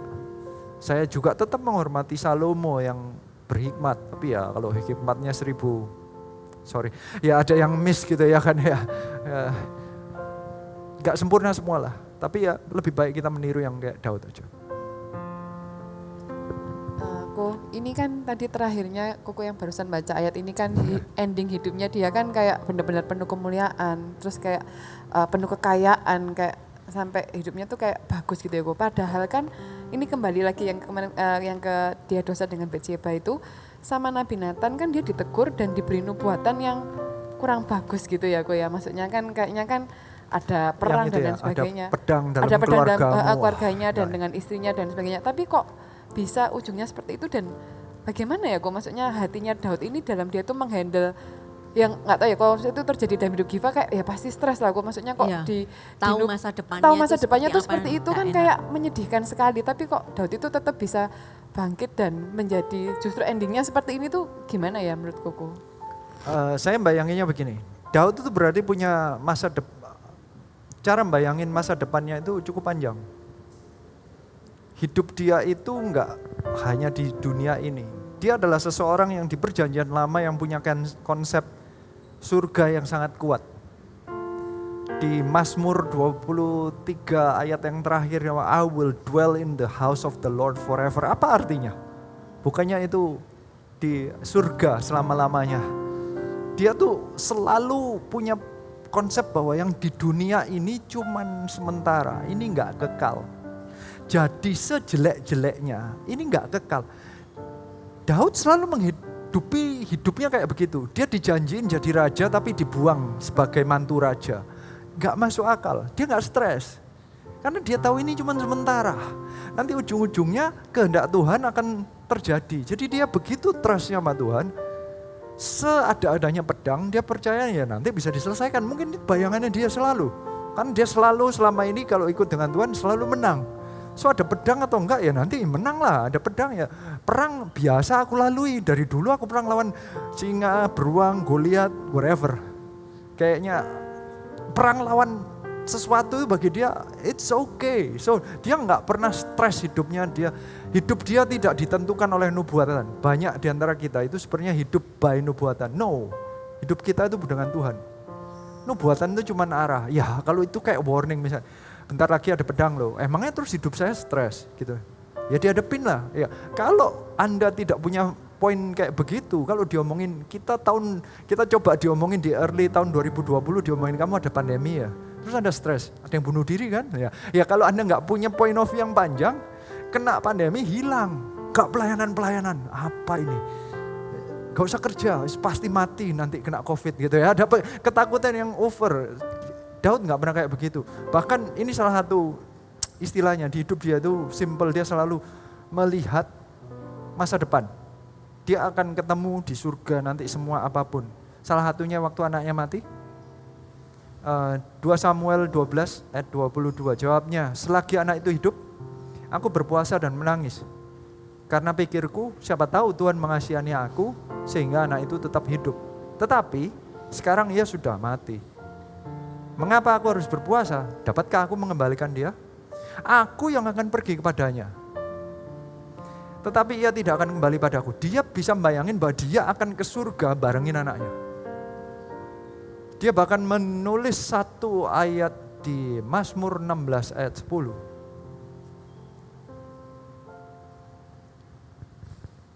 Yang berkata mengenai, saya nggak catat, yang berkata mengenai bahwa nantinya ada ya? Tolong Mazmur bacakan. 16 ayat 10 ya gue ya. Sebab engkau tidak menyerahkan aku ke dunia mati dan tidak membiarkan orang kudusmu melihat kebinasaan. Nah, itu adalah nubuatan mengenai Tuhan Yesus Kristus yang nantinya akan kebangkitan. Daud adalah seseorang yang percaya nanti suatu saat ada kebangkitan. Ada life after death. So apapun yang dia hadapi, mau itu pedang, mau apa, dia tahu nanti he will dwell in the house of the Lord forever. He will be in heaven, he will meet anak-anaknya yang dahulu bertengkar sama dia, anak-anak yang mati, kayaknya nanti aku selesaikan gitu kayaknya. Karena punya bayangan itu, dia hidupnya gak stres, makanya penuh kekayaan dan kemuliaan. Dia gak pernah dikuasai oleh kondisi. Karena dia mengatur, dia tahu kalau ngikut Tuhan itu lebih daripada pemenang. Karena Tuhan sudah sampai di Wahyu. Tuhan itu pasti jadi raja segala raja. Kalau Anda sudah tahu the end, kenapa Anda takut?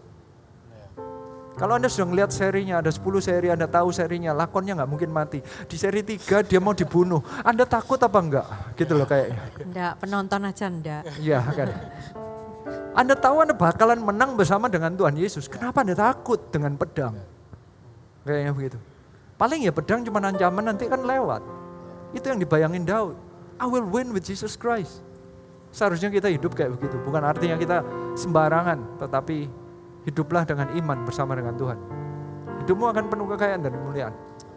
Karena sukacitamu ada di dalam Tuhan. Amen. Bukan di kekayaan, bukan di dunia ini, bukan rekeningmu, bukan proyekmu, tetapi di dalam Tuhan. Ya, itu orang yang secure itu kan seperti itu ya. Kalau Daud itu secure, punya rasa aman karena dia tahu Tuhan gak pernah ninggalin dia pasti. Karena Daud ahli spoiler. Spoiler ya. Dia sudah tahu surga kayak apa.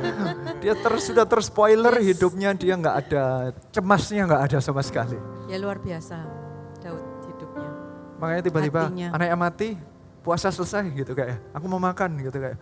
Loh why? Ya nanti ketemu di surga kayak. Tapi bisa juga karena Daud itu hatinya melekat dengan Tuhan, dekat dengan Tuhan, sehingga perasaannya, detaknya pun Tuhan dia rasakan gitu. Ya dia tahu dia salah, makanya dia berpuasa. Dia menerima konsekuensi dosanya. Dia nggak marah-marah sama Tuhan, dia tahu dia salahnya, dia berpuasa makanya. Kalau ternyata ya itu harga yang harus dia bayar kayak Alpe gitu kayak.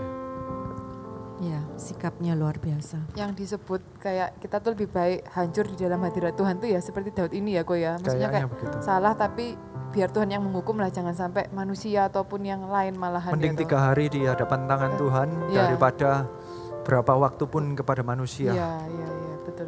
Daud selalu memilih itu choice-nya. Mari kita sama-sama kayak Daud. Ya.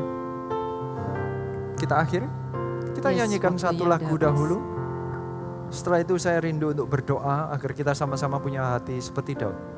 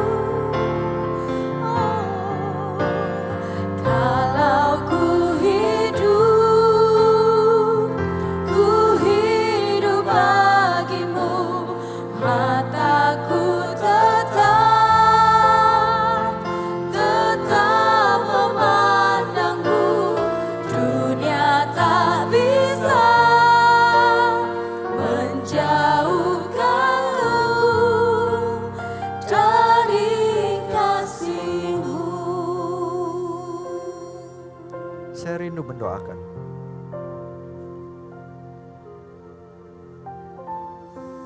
Hari ini Tuhan sedang berbicara mencari orang-orang yang punya sikap hati seperti Daud.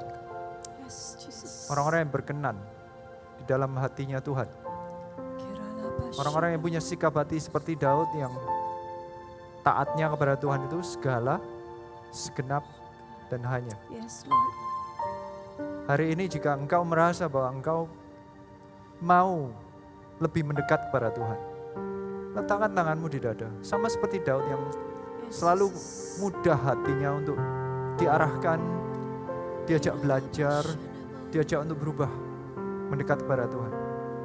Siapapun yang selama ini belum mentaati Tuhan di segala area kehidupanmu, bukan di segala masa kehidupanmu, hari ini juga bertobatlah. Katakan kepada Tuhan, Tuhan aku mau serahkan kepadamu segalanya. Aku kalau mentaati akan mentaati di segala area, di segala waktu, di segala masa dalam kehidupanku, di segala area, baik itu di pekerjaan, di pelayanan, di dalam keluarga, apapun. Kalau engkau menyuruh aku apa, aku akan mengikuti engkau. Engkau suruh kemana, aku ikut. Kalau engkau tegur pun aku akan serahkan. Gak ada satu hari pun yang aku tidak mengikuti engkau. Tidak ada satu area pun yang aku tidak serahkan kepadamu. Tuhan, kau lihat ada orang-orang yang meletakkan tangan di dada. Mereka mau memberikan segalanya untuk engkau. Punya hati yang berkata segala, taatnya segala bagi Tuhan Yesus Kristus. Mungkin hari ini engkau juga orang yang belum memberikan segenap hatimu. Ada area-area yang masih engkau menyuruh-nyuruh Tuhan yang membangun kehidupanmu. Biarlah engkau balik. Sekarang engkau yang dengan segenap hatimu, engkau yang bermaksud membangun rumah Allah. Dan engkau memberikan kehidupanmu, engkau memakai kehidupanmu untuk membangun rumah Tuhan. Bukan kebalikannya, bukan engkau datang ke rumah Tuhan minta Tuhan membangun kerajaanmu. Bila hari ini kau menjadi seseorang yang berkata, Tuhan selama ini aku belum segenap. Aku kalau memberi masih 95%, ada 5% yang belum aku berikan, masih aku kasih cadangan. Bila hari ini 100%, bahkan bila perlu mil keduanya diberikan kepada Tuhan. Enggak diminta pun dibangunin, enggak disuruh pun sebenarnya mau memberikan yang terbaik bagi Tuhan. Hari ini biarlah engkau berkata kepada Tuhan, Tuhan selama ini aku belum memberikan yang terbaik. Aku belum memberikan 100%, bahkan aku belum memberikan segenap hatiku.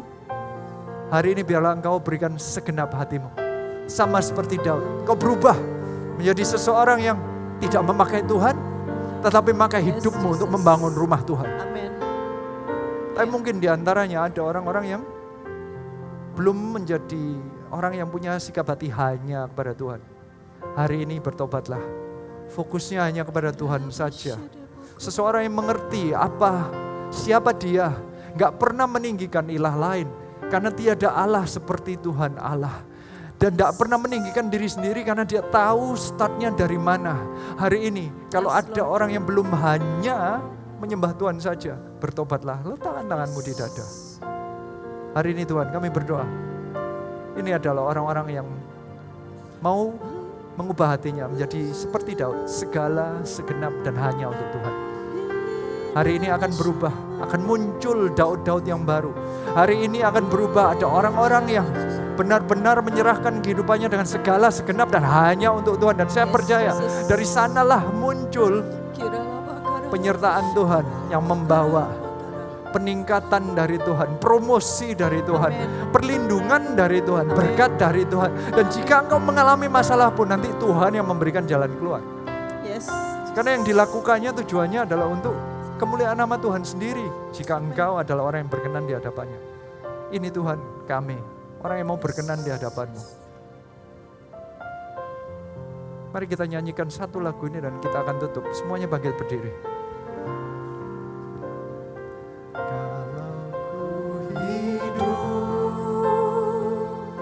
Ku hidup bagimu, hatiku tetap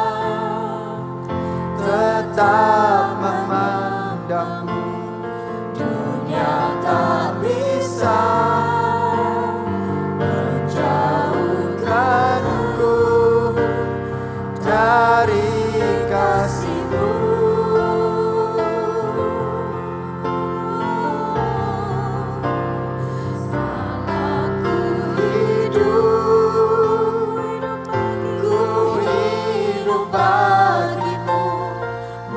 Aku tetap memandangmu.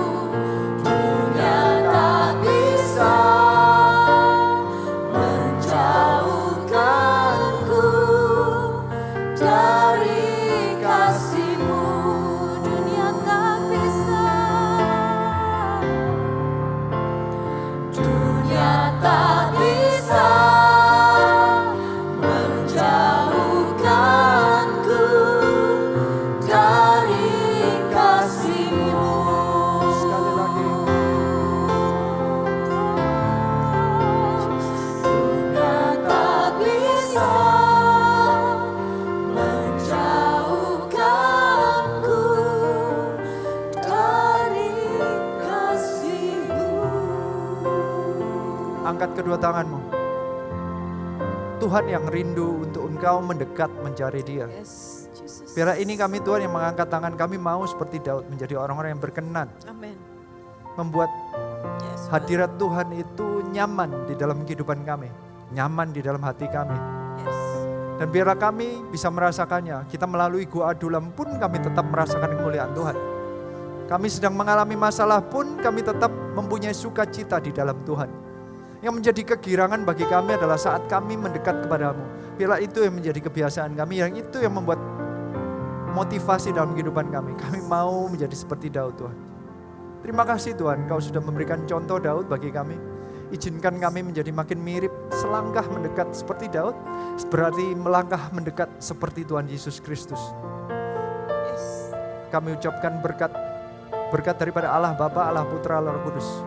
Allah yang baik, Bapa yang baik, yang selalu menyertai engkau. Orang-orang yang berkenan selalu dijagai oleh Dia. Terimalah berkat ini hanya di dalam nama Tuhan Yesus Kristus. Semua yang percaya katakan amin. Dengan ini Living Bible sudah selesai. Jadi tahun depan sudah nggak ada lagi Living Bible, tetapi kerinduan kami jangan sampai ini hanya karena program saja Anda membaca Alkitab, tetapi sebaliknya ini menjadi inspirasi. Kerinduan kami, Bible ini begitu hidup, engkau sendiri masing-masing akan rindu untuk membaca firman Tuhan. Saya percaya tuntunan Roh Kudus akan tetap luar biasa dalam kehidupanmu, dan firman-Nya tetap ya dan amin dalam kehidupanmu, dan setiap janji Tuhan itu akan terjadi dalam kehidupanmu. Bila engkau sendiri yang mendekat pada Tuhan dengan segala segenap dan kekuatan dirimu, saya berdoa engkau tetap membaca firman Tuhan meskipun Living Bible ini yang terakhir sudah selesai dengan Daud. So, mari kita bersama-sama makin dekat, makin cinta Tuhan, makin cinta firman-Nya. Dan kita percaya kita akan bertumbuh di dalam Tuhan Yesus Kristus. We love you. 5,000. God bless you. God bless you.